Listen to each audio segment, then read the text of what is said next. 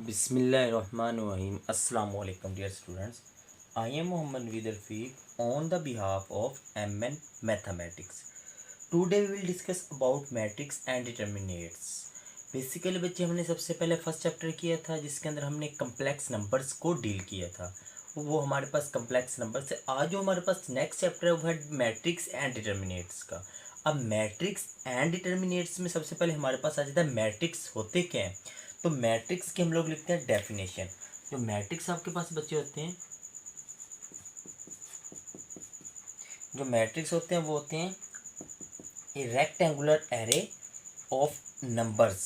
कोई नंबर्स आपके पास होते हैं, ये आपके पास आ गया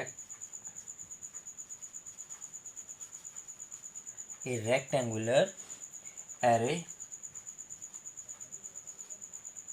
of number, a rectangular array of numbers enclosed in large square bracket, enclosed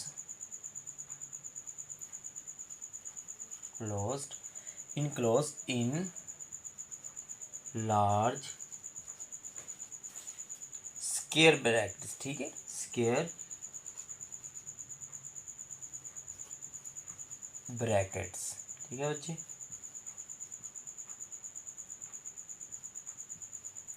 ठीक हो गई। आपके पास किसकी डेफिनेशन है, मैट्रिक्स की।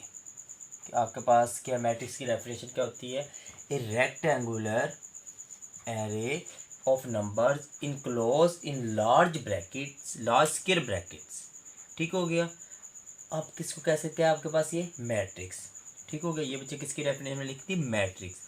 अब मैट्रिक्स को हम लिखने चाहें तो हम लिख सकते हैं मैट्रिक्स को। फॉर एग्जांपल ये देखें हमारे पास, मैं मैट्रिक्स लिखता हूँ। ये देखें 1 2 3 2 4 5 6, ये हमारे पास मैट्रिक्स है।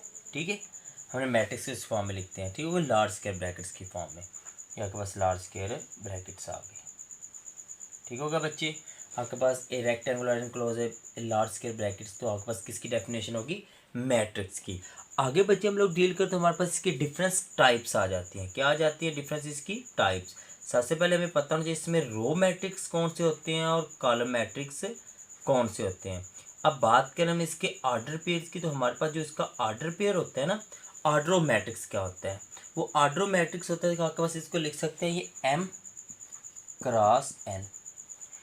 ऑर्डर पे जो हमारे पास होता है वो किस फॉर्म में होता है, M क्रॉस N फॉर्म के अंदर। अब बच्चे M क्रॉस N मेरे पास क्या होता है, जो M होता है ना मेरे पास, वो रो को रिप्रेजेंट करता है। जो N होता है वो मेरे पास किसको रिप्रेजेंट करता है, कॉलम को। ठीक है, सबसे पहले हम लोग देखते हैं रो मैट्रिक्स। किसको देखते हैं, रो मैट्रिक्स। तो जो रो मैट्रिक्स बच्चे आपके पास होते हैं,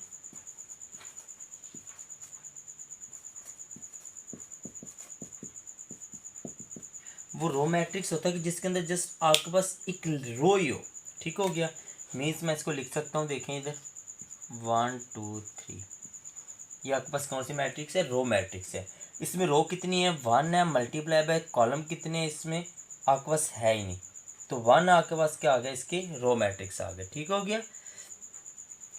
आगे बच्चे आपके पास क्या आ गया, इसमें 1 की जरूरत नहीं, इसको आप रो मैट्रिक्स ही आपके पास आ गए। आगे हम लोग इसको लिख देखते हैं कॉलम मैट्रिक्स। जो कॉलम मैट्रिक्स आपके पास होते हैं ना,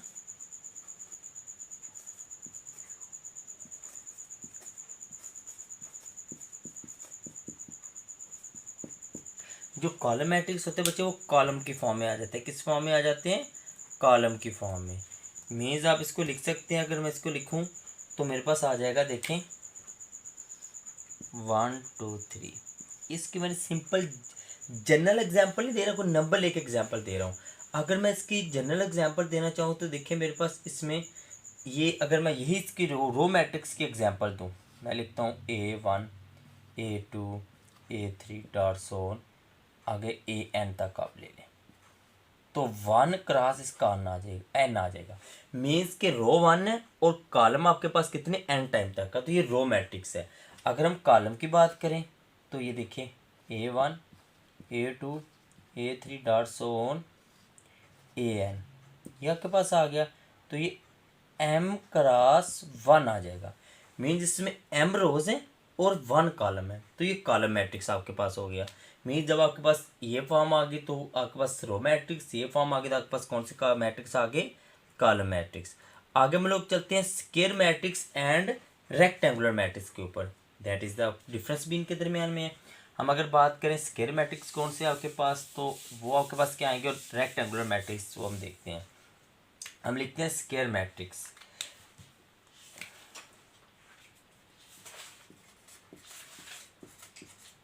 स्क्वायर मैट्रिक्स, अब जो स्क्वायर मैट्रिक्स आपके पास होते हैं वो होते हैं, हम इसकी डेफिनेशन तो हमारे पास पेपर्स में नहीं आती, ठीक है। हम लोग इसको सिंपल देखते हैं। स्क्वायर मैट्रिक्स होते क्या हैं, जिसमें आपके पास रो और कॉलम आपस में इक्वल आ जाएं, वो आपके पास स्क्वायर मैट्रिक्स होते हैं। मीन जिसमें रो और कॉलम में ए इज इक्वल टू लिखता हूँ, देखें 1 2 3 4 5 6 2 1 5। इसमें रो भी मेरे पास 3 है, ये रो को रिप्रेजेंट करता है, ये साइड ये किसको रिप्रेजेंट करता है, कॉलम को, ठीक हो गया। ये रो इस साइड पे और इस साइड पे क्या आ जाते हैं, कॉलम। तो रो और कॉलम आपस में 3 रोज हैं, इसकी मल्टीप्लाई बाय 3, तो ये आपके पास कौन से मैट्रिक्स हो जाते हैं, स्क्वायर मैट्रिक्स। अगर हम बात करें रेक्टेंगुलर मैट्रिक्स की, तो रेक्टेंगुलर मैट्रिक्स में अपने रो और कॉलम आपस में क्या होते हैं, इक्वल नहीं होते। रेक्टेंगुलर मैट्रिक्स में रो और कॉलम आपस में क्या होते हैं, इक्वल नहीं होते आपके पास, ठीक है। रेक्टेंगुलर मैट्रिक्स, हम बात करते हैं बच्चे रेक्टेंगुलर मैट्रिक्स की। अब रेक्टेंगुलर मैट्रिक्स में हमारे पास रो और कॉलम आपस में इक्वल नहीं होते हैं। जैसे फॉर एग्जांपल हम लिखते हैं 1 3 5 2 6 9। अब देखिए डियर स्टूडेंट्स, इसमें रो जो आपके पास है ना, इसमें रो मेरे पास 2 है और कॉलम मेरे पास क्या है, 3 है। तो हम इसकी अगर डेफिनेशन लिखें तो डेफिनेशन में कह सकते हैं, एक आपके पास क्या होगा, इन द अपना if the numbers of row and column are not equal, तो हम क्या कहेंगे, आपके पास कौन सा, रेक्टेंगुलर मैट्रिक्स। अगर हम डेफिनेशन देखें स्क्वायर मैट्रिक्स की, the numbers of row and columns are equal is called square matrix. आगे हम लोग चलते हैं तो इसकी नेक्स्ट जो हमारे पास डेफिनेशन आ रही है वो आ रही है डायगोनल मैट्रिक्स। डायगोनल्स आपके पास कौन से होते हैं, डायगोनल मैट्रिक्स का मीन्स ये मतलब होता है, डायगोनल मैट्रिक्स लिखते हैं जिसमें आपके पास सिर्फ डायगोनल्स की वैल्यू, बाकी तमाम आइडेंटिटीज आपके पास क्या होना, वैल्यूज क्या होनी चाहिए, 0 होती है आपके पास। वो कौन से होते हैं, डायगोनल मैट्रिक्स होते हैं।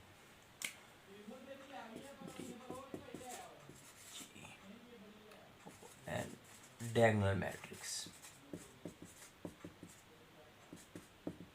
अब बात करें हम डायगोनल मैट्रिक्स की, तो हमारे पास जो डायगोनल मैट्रिक्स आ जाते हैं जिसमें आपके पास बाकी तमाम एलिमेंट्स क्या होते हैं, 0 होते हैं, सिर्फ ये चीज़ आ जाती है, जैसे 1 2 3 0 0 0 0 0 0 एंड 3। ये देखिए, ये आपके पास कौन से मैट्रिक्स आ रहे हैं, डायगोनल मैट्रिक्स आ रहे हैं।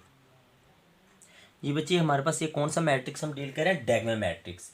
अब डायगोनल मैट्रिक्स में आपके पास ये देखें स्टूडेंट्स कि ये 1 0 0, बाकी तमाम आपके पास ये वैल्यूज आनी चाहिए, बाकी तमाम वैल्यू आपके पास क्या आ गई, 0 0। ये डायगोनल मैट्रिक्स है। अगर एक और एग्जांपल भी देखूं 3 0 0 5, ये भी आपके पास क्या है, डायगोनल मैट्रिक्स है। आगे हम नेक्स्ट चलते हैं तो स्केलर मैट्रिक्स। कौन से मैट्रिक्स, स्केलर मैट्रिक्स। अब टाइप तो वो भी डायगोनल की ही है, स्केलर मैट्रिक्स टाइप डायगोनल, लेकिन इसमें एक चीज़ हो जाती है कि आपके पास बाकी तमाम एलिमेंट्स तो 0 होंगे, लेकिन स्केलर के लिए, स्केलर मैट्रिक्स, स्केलर मैट्रिक्स के लिए एक चीज़ आपके पास कॉमन है कि इसकी जो आपके पास ये डायगोनल्स है ना, ये जो डायगोनल्स हैं ये सेम होने चाहिए। क्या होने चाहिए, सेम होने चाहिए। फॉर एग्जांपल मैं इसको जनरल वैल्यूज़ के साथ लिख दूँ, तो मैं लिख दूँ ए 0 0 0 ए 0 0 0 एंड ए। ये मेरे पास डायगोनल मैट्रिक्स, स्केलर मैट्रिक्स आ गए। इसको इससे भी लिख सकते हैं 1 1 1 0, ऐसे लिख लें, ये लिख लें, जनरल लिखते हैं के के के। ये आपके पास कौन से मैट्रिक्स आपके पास आ गए, स्केलर मैट्रिक्स, जिसमें तमाम जो डायगोनल्स हैं वो आपस में इक्वल होने चाहिए, मतलब डायगोनल्स की एलिमेंट्स क्या होने चाहिए, इक्वल होने चाहिए। ये ए आ गया या के आ गया, ये मेरे पास कौन से मैट्रिक्स आ जाते हैं, स्केलर मैट्रिक्स आ जाते हैं। अब अगर हम बात करें यूनिट मैट्रिक्स और आइडेंटिकल मैट्रिक्स, हम इसको यूनिट मैट्रिक्स भी कहते हैं। यूनिट का मतलब 1 होता है, आपको सिंपल सा पता है। हम देखते हैं आइडेंटिकल मैट्रिक्स भी इसको कहते हैं।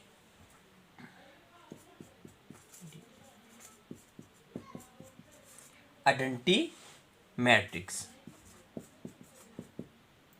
जैसे कि आपको ये इससे इस वन नज़र आ रहा है कि आइडेंटिटी मैट्रिक्स का मतलब होता है जिसमें वन वन आइडेंटिटी आती है। मीन्स हम इसको कह सकते हैं, ये भी आपके पास आइडेंटिटी मैट्रिक्स है, इसको यूनिट मैट्रिक्स भी कह सकते हैं, वन है। आप इसको कह सकते हैं, देखिए 1 1 0, ये 1 ये 0, ये भी आइडेंटिटी है 2x2 की। अगर मैं 3x3 की आइडेंटिटी लिखूँ तो मेरे पास आ जाएगा 1 0 0 0 1 0 0 0 1। ये भी मेरे पास क्या आइडेंटिटी है 3x3 की। ये आइडेंटिकल मैट्रिक्स आ गए। नेक्स्ट हम देखें तो हमारे पास आता है जीरो मैट्रिक्स और नल मैट्रिक्स। कौन से मैट्रिक्स? जीरो मैट्रिक्स और नल मैट्रिक्स।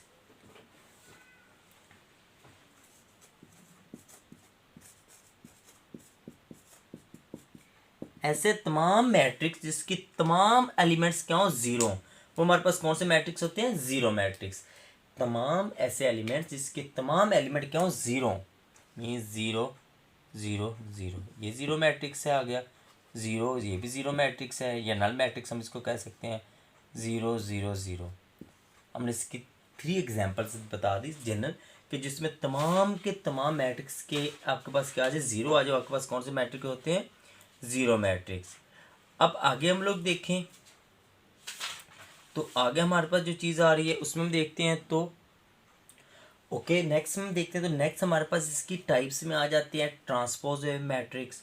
अब ट्रांसपोज मैं जनरल आपको चीज़ें बता दूंगा जैसे, लेकिन इसको मैं जब क्वेश्चन में सोल्व करूंगा देन मैं इसको सिंप्लीफाई कर लूँगा। ठीक है बच्चे, अभी हम लोग नेक्स्ट इसको जनरल डिस्कस कर लेते हैं, और जो नेक्स्ट हम इसकी एक्सरसाइज जब करेंगे तब हम लोग इसको क्या है सिंप्लीफाई कर लेंगे। हमारे पास मीन्स क्वेश्चन के साथ हमारे पास आंसर इसके आ जाएंगे।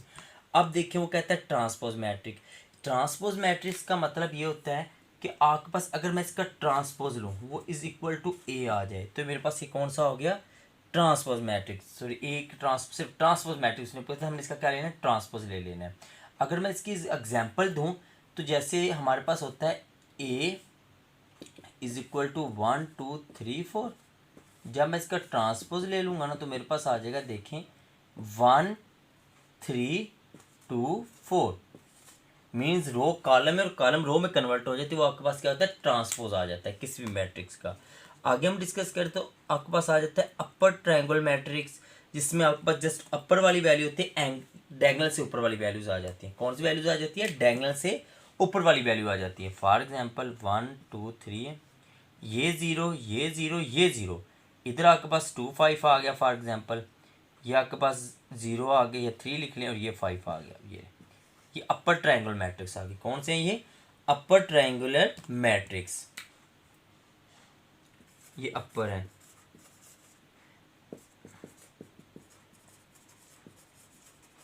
अपर ट्रायंगल। अगर हम बात करें लोअर ट्रायंगल मैट्रिक्स की तो लोअर ट्रायंगल मैट्रिक्स में हमारे पास हमेशा नीचे वाले आ जाते हैं, ऊपर वाली वैल्यू आपके पास क्या होती है? देखिए लोअर ट्रायंगल मैट्रिक्स की मैं एग्जांपल देता हूँ आपके पास, वो क्या होगी? 1 0 0 2 0 2 3 0 3 5 6। ये इसमें लोअर ट्रायंगुलर मैट्रिक्स मीन्स कि इसकी लोअर में ट्रायंगुलर के लोअर में जो डायगोनल है इसके लोअर में वैल्यूज है, अपर में वैल्यूज नहीं है। ये कौन सी है? लोअर ट्रायंगुलर मैट्रिक्स है। आगे बच्चे ट्रायंगुलर मैट्रिक्स जिसमें आपके पास अगर इसको ये अपर है ये लोअर है, अगर किसी भी शेप में इस दोनों को मैं इसको मैं कह सकता हूँ ट्रायंगुलर मैट्रिक्स और इसको भी मैं कह सकता हूँ ट्रायंगुलर मैट्रिक्स है। आगे नेक्स्ट वो कह रहा है कि सिमेट्रिक मैट्रिक्स कौन से होते हैं, स्क्यू सिमेट्रिक मैट्रिक्स कौन से होते हैं। बेसिकली हम इसको बेसिक जो इसकी डीलिंग करेंगे वो क्वेश्चन के साथ साथ करेंगे। मैं आपको जनरल इसमें बता देता हूँ कि जैसे आपके पास सिमेट्रिक मैट्रिक्स आ गए, इफ अगर मैं इसका ट्रांसपोज लूँ वो इज इक्वल टू ए आ जाए तो ये मेरे पास क्या होगा? Symmetric matrix. अगर वो मेरे पास स्क्यू सिमेट्रिक, अगर मैं ए का ट्रांसपोज ले लूँ वो इज इक्वल टू आंसर उसका माइनस ए आ जाए तो मेरे पास कौन से हो गए? Skew symmetric matrix. ठीक हो गया। आगे मैट्रिक्स को एडिशन कैसे करते हैं वो सिंपल है कि दो मैट्रिक्स को कैसे एडिशन करना है, सब्ट्रैक्ट कैसे करना है वो भी सिंपल है। स्केलर मल्टीप्लिकेशन, मैट्रिक्स को किसी टर्म से मल्टीप्लाई करना तो हर टर्म के साथ मल्टीप्लाई होता है। देन आपके पास आता है मल्टीप्लिकेशन ऑफ मैट्रिक्स के बाद आ जाता है आपके पास next commutative property, associative property. वो जो चीज़ें आपके पास साथ साथ बच्चे आपके पास आएंगी वो इंशाल्लाह हम एक्सरसाइज में साथ साथ सॉल्व करेंगे। आज हमने बेसिकली जो चीज़ की है, हमने मैट्रिक्स एंड डिटर्मिनेंट की बेसिक डेफिनेशन और इसकी बेसिक टाइप की हैं।